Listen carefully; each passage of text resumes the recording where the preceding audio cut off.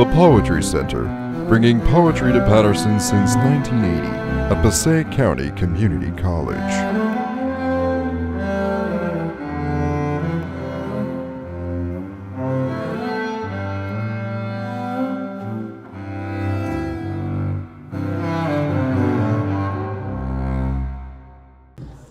Good afternoon, everyone. How are you?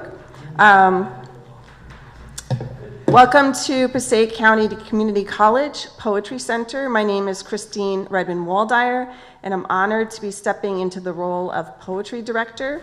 I want to begin by acknowledging the extraordinary work of my predecessor, Maria Mazziotta-Gillen.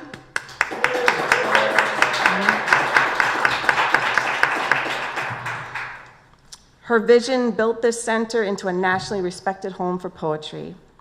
I also want to recognize the late Dr. Stephen Rose, former president of PCCC, whose support made so much of this possible, and to thank the New Jersey State Council of the Arts for the continued partnership with us.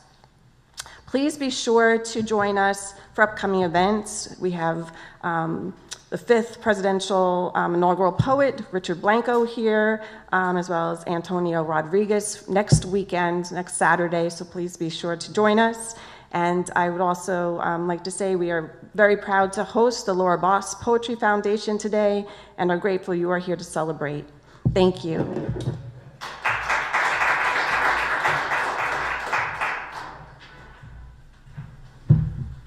Hi, everybody. I'm Barry Boss. I'm Laura's son, and very happy to be here today, and thank you all for coming.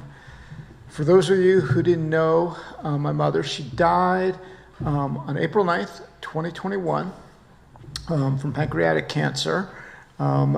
She was in hospice, and we were trying to, she loved the poetry community so much, and we were trying to sort of think about how we could continue her legacy.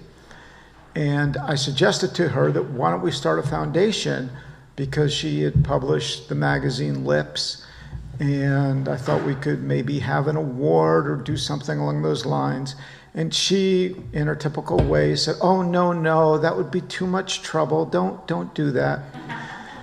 And then the next day I came back and she said, I was thinking about it, and it would be sort of nice to have something in my name. And so the idea was born, and we were very lucky to have many members of the community serve on the board to help us. Certainly Maria, who's here, who was her closest poetry friend and ally, was a critical part of the endeavor. I want to thank all of the board members of the Laura Boss Foundation. Many of them are here today.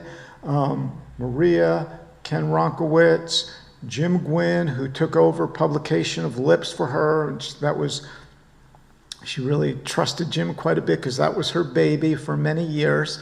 Jennifer Poteet, who's here, and the other members of the board who weren't able to make it today. I want to thank Cynthia for all of her help, and of course Christine for letting us use the Poetry Center and supporting the foundation, and for becoming our newest board member. I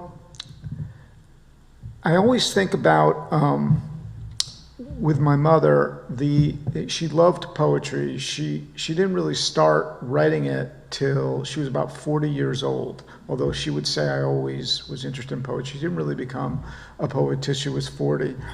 And the things that I remember most about her poetry were the things that were most memorable for me in her life, which was one, her terrible decision in relationships.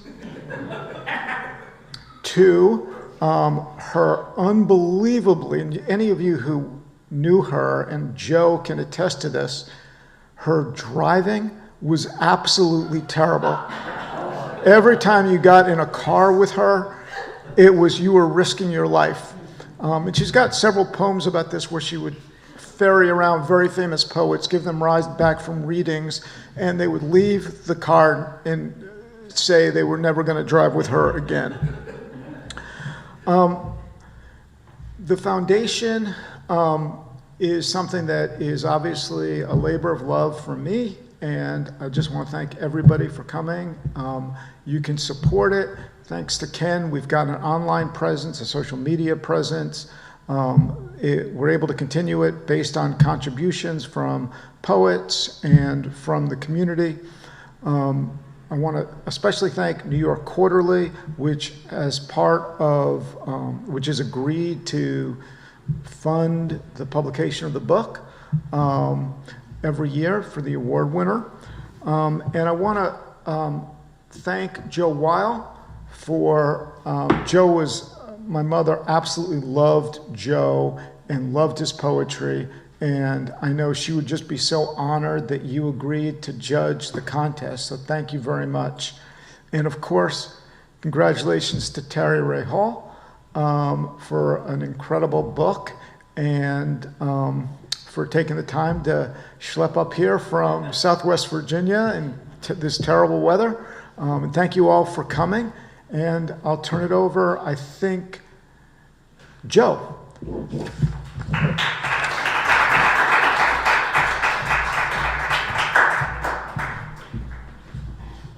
I'm delighted to be here.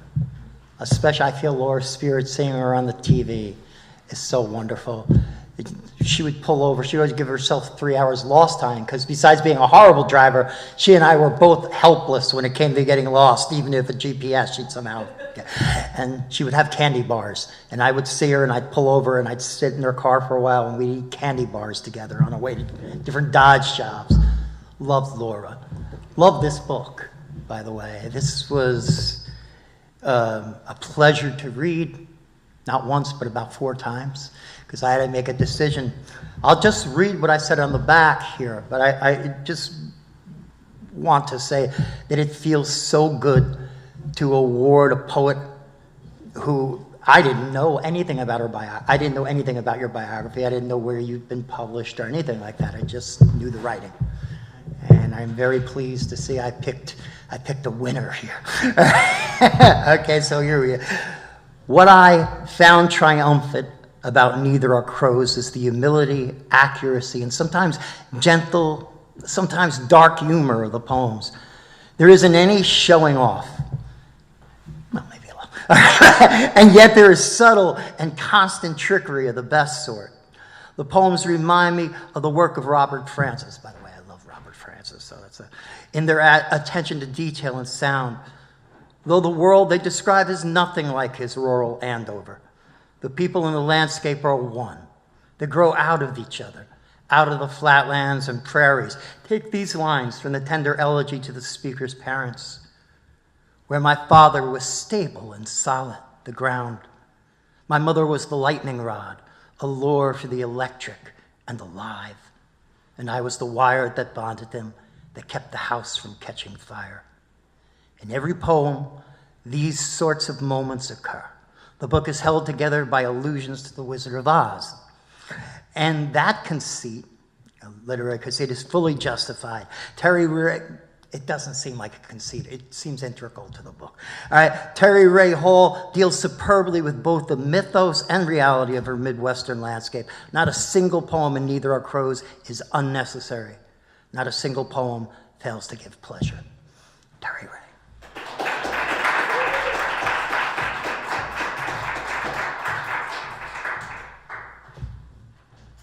Thank you for that, Joe. I want to start just by thanking the Laura Boss Poetry Foundation, especially Barry and Ken, for giving me this opportunity. New York Quarterly, I've been working with Amanda and Ray, really enjoyed putting the manuscript into book form. And thank you to the Poetry Center for hosting this event. I really appreciate that. Barry and I were talking earlier about narrative poetry. And while I don't believe that every poem in this collection is a narrative poem, the book itself is a narrative. The concept is a character study. It's a character study of Dorothy Gale Lyman, who you will know as the Dorothy Gale from the 1900 Frank Baum novel and the 1939 MGM film, which had huge impact on me as a child. And what I have done is to project into the future about what Dorothy's life may have been like post the Oz experience. So the book is told in 3 sections. The first by Frances Lyman, Dorothy's daughter. The second by Albert Lyman, her husband. And then the third section, what I call the Dorothy section, is from the point of view of Dorothy, but also other characters in the Kansas verse that you will recognize. Elmira Gulch is there, Auntie Em and Uncle Henry. So that will be familiar to you as you read through the book. But I wanted to give you that context so that you could help you differentiate between the different voices. To do that on the page, I tried to vary the tenor of the poems from section to section. So Frances's poems are more often than not prose poems. They're list poems, they're homework assignments. So they're the pieces that may read the least like poetry. Albert, as an actuary, a numbers man, is less comfortable with the whole concept of poetry, and so there's a little more tension in his poems as he tries to kind of speak in that vernacular. And then the Dorothy poems are all over the place. So with that, I will start, as the book does, with a Frances poem. Probability. My father is an actuary. He uses statistical record to calculate risk. He makes math about the past predict the future. My mother thinks he strips life of its wonder. He thinks that numbers are wonderful. Supper cleared, I sit at the kitchen table, my homework a model built with ice cream sticks and glue. At the sink, my mother wipes dishes dry. My father unfolds the sports page. He likes to study baseball stats even more than watching games. He says figures create perfect patterns, paint pictures of the world only numbers can tell. See here, Frances, he says to me. There are ratios for span, for pitch and rise. Numbers construct even that house you are making. Numbers and a little bit of Elmer's glue. I paste another plank in place. My mother stacks dishes in the cabinet, a clank of plates. My father examines the National League. See here, Frances, he says to me. He circles certain numbers with his pencil, RBI and ERA, determines who is most likely to hit the ball, who is most likely to score. He likes the Cincinnati Reds. I am named Frances after an aunt I never knew, and I'm always called Frances. Never Francie, never Fran. Sometimes I wonder how my life might change if my name had been Judith or Carol or Pat. I ask my father this. See now, Frances, he says to me, I have tables in my office that can answer that very question. Come tomorrow after school and we will look it up. At the gunmetal desk where my father logs his days, we will trace our fingers down columns of names, across rows computing income average, family size, life expectancy. See now, Frances, what good chances you've been given. You will not move far from the place you were born. You will live a long and measured life. My father scratches notes along the margins. My mother wrings out the dish rag and drapes it on the rack. Leaning across the table, she smacks her hand on my half-built house, knocking the whole thing flat. She says, anything might happen.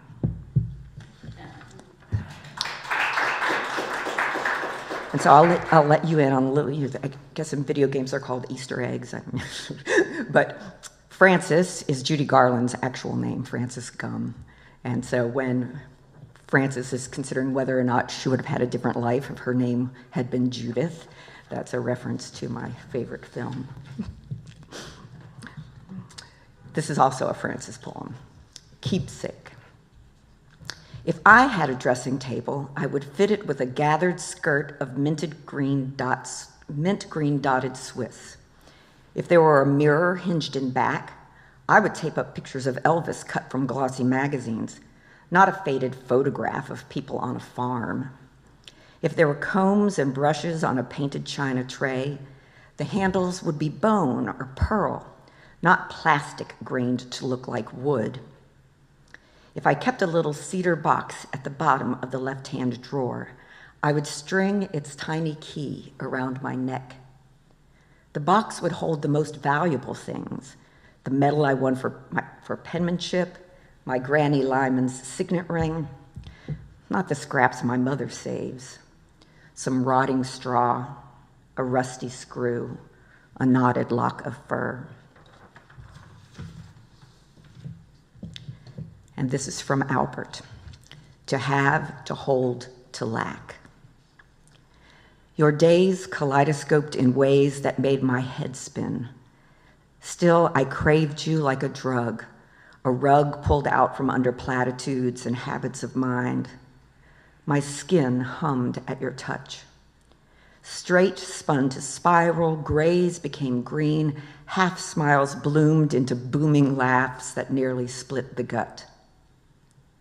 Maybe such ecstasy isn't meant to endure. Life lived at frequencies only dogs and lovers hear. I have loved waking near you. Love can be a window, or love can be a door. I gaze through the glass at our gardens. I listen for the secrets trees whisper at dusk. You need hands stout enough to loosen that rusted latch, heart bold enough to choose the path unfolding beyond the threshold.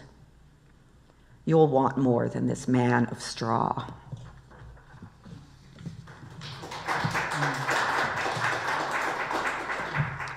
This next poem opens the Dorothy section, and it's called Wheat. Clutching her lunch, she slips on the lip of the rutted drive where it meets the county road. In the house, old clothesline gets strung across the kitchen. Laundry dries smelling of onions and grease. The eaves and rusted gutters weep till the porch floor slickens green with mold. They tarp the truck garden, and they worry about the wheat. Feet worry chickens grubbing feed from the mud. Hips worry screen doors swole stuck in their jams. Eyes worry the dog-eared almanac. Stiff lips worry ugly words like fungus and rot. Seed can't breathe in sodden ground. Shallow-rooted, a poor stand loses color, loses weight, can't survive the summer heat.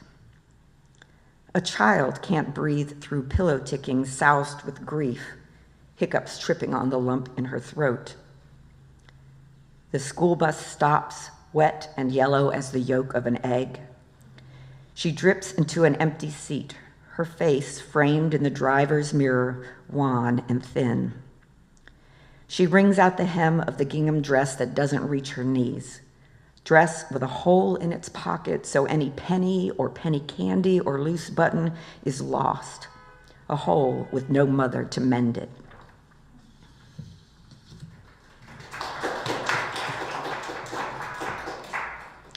Stereoscope. Sundays after dinner, we sit an hour in the parlor. Aunt with the family Bible winging open on her knees, uncle with his head bowed, hands in lap. In the nap, Aunt allows will suffice as prayer. In the sideboard bottom drawer, we store a stereoscope that uncle got in an auction lot with a butter press, some steel mesh, and a fully refurbished combine reel. Plus, a paper packet of picture cards, their images twinned like Siamese with bodies knit from ribs to hip. Mount Whitney, California, the highest point. Yosemite Valley, El Capitan. And my favorite, the granite crooks and crags of Cannon Mountain, the great stone face. I peer at distant places through the hooded eyes of the stereoscope, study steepled rock, seek permission for a minute to make believe the world isn't flat.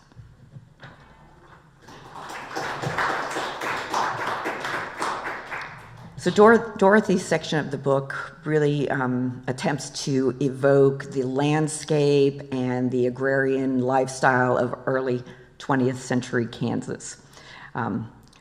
So naturally, I needed to learn a little bit about the landscape of Kansas. One of the questions that I asked myself is, what kind of soil is there in Kansas? And as I researched that, this next poem just fell out of my head. This is it's a cascading poem, and so if you're into rocks and minerals, you'll know that it starts from the general and works down to the specific in terms of classifications and identifications of the rocks. But it's called Field Book of Common Rocks and Minerals. Kansas is silt and silica, limestone, loess, a trace of lead, the faint thumbprints of glaciers in its sediment and shale.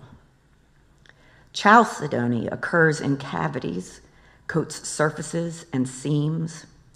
Chipped into rudimentary tools and spears, it cemented man's dominion. Jasper, heavy with hematite, is opaque and red as blood that beads along an edge of scab. When the Jasper room in Russia's Winter Palace burned, it returned as the malachite drawing room. Picture it. This copper carbonate, its vivid green, unmistakable, adamantine, culled from the Urals and cut into columns, urns, and hearths. This room now rich as a rainforest, impressive as cities of emerald. Here, empresses dressed their daughters, the Romanov brides, in satin trains with stitches fine as grains of sand, to process past pillars, Eden green, and into the Tsar's grand church. Until the last, Alexandra, whose own daughters died motherless, childless, executed with copper, lead, and steel.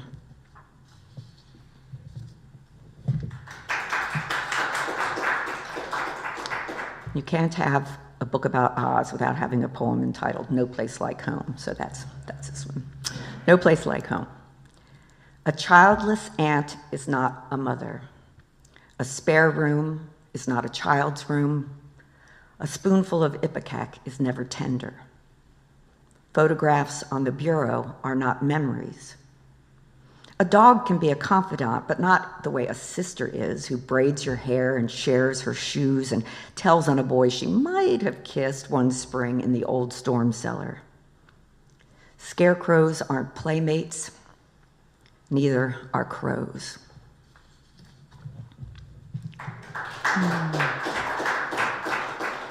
So many of the pieces in the collection are actually partner poems.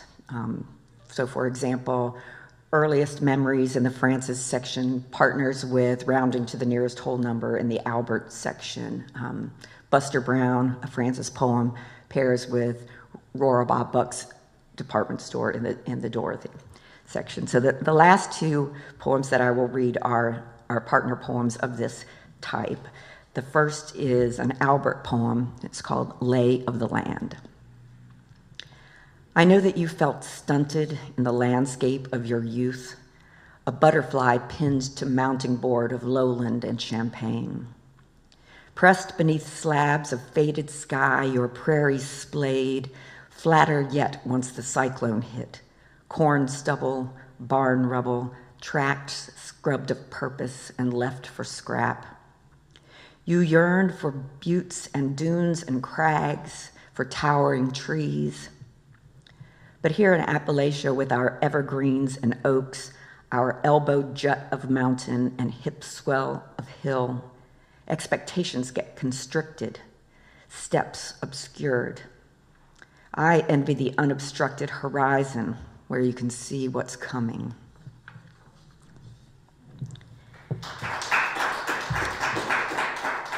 The final poem in the collection is actually the first that I wrote for this series of poems, and this is the Dorothy partner to Albert's piece. In this part of Kansas, so much is flat.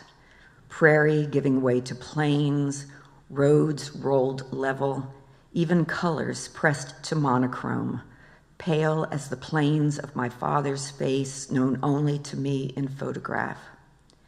Sorghum and wheat laid patchwork, acre after acre, hemmed by dusty bales of grain. Is it any wonder then we stare so long at sky? Clouds like peaks of mountain ridge, clouds like crests of wave. Thank you.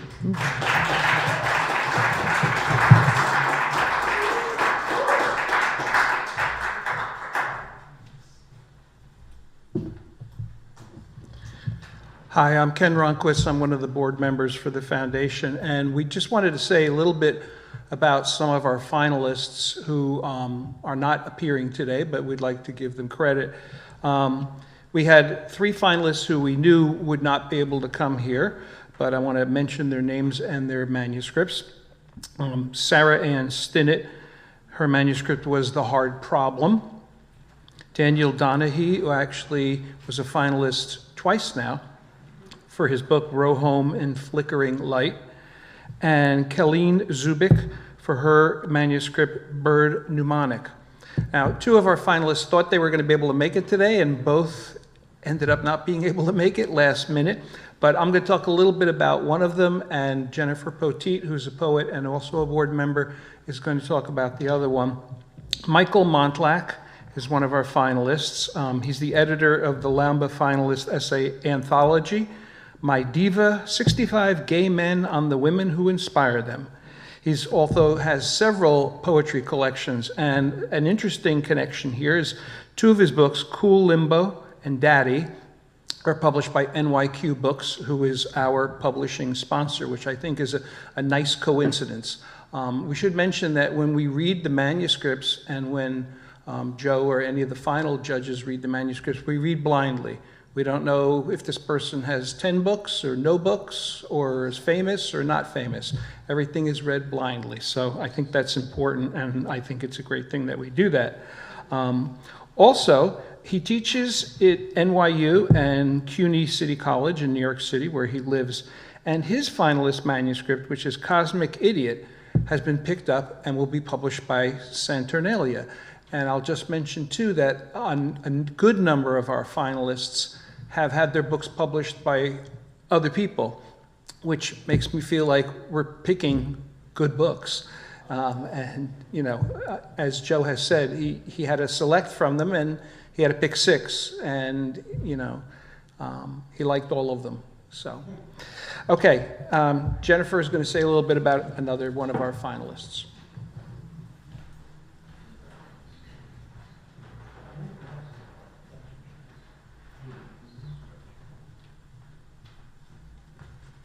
Hello. I'd just like to tell you a little bit about Mary Paulson, who would have been reading from her book today. She's a New Jersey native who now lives in Naples, Florida.